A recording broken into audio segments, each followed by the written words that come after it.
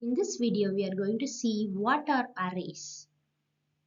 An array is a collection of items of same data type stored at contiguous memory locations.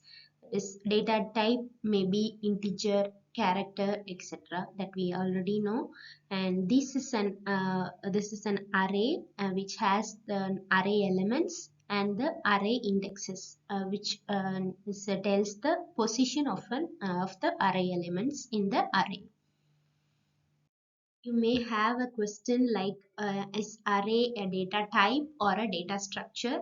You can see the answer for this. That is, in computer programming, data type is a classification of data that determines the type of values that can be stored, manipulated, and processed.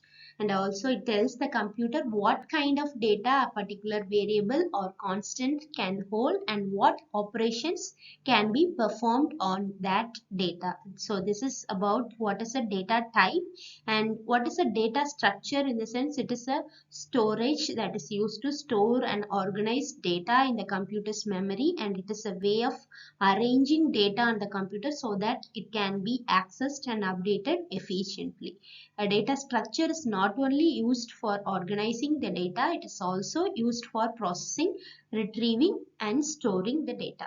So array is undoubtedly a data structure. That is because it can store values of any data type. So here lies the answer.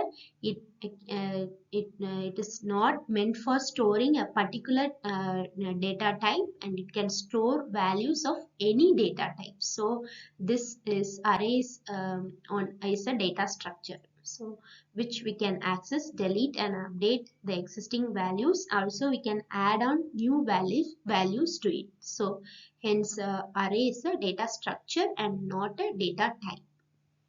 Now we can see the array representation in data structures. The representation of an array can be defined by its declaration.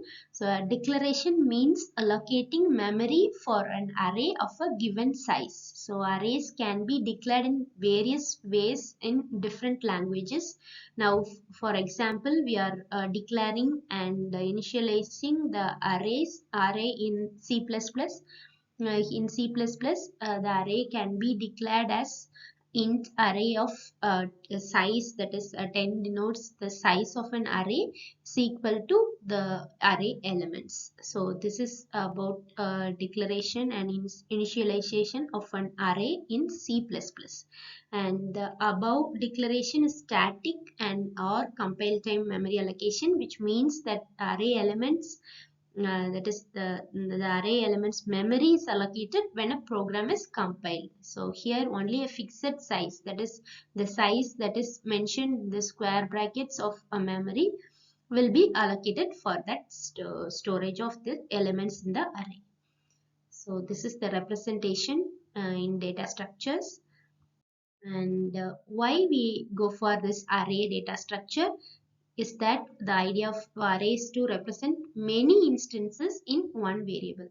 Suppose we need to store the marks of students of a class.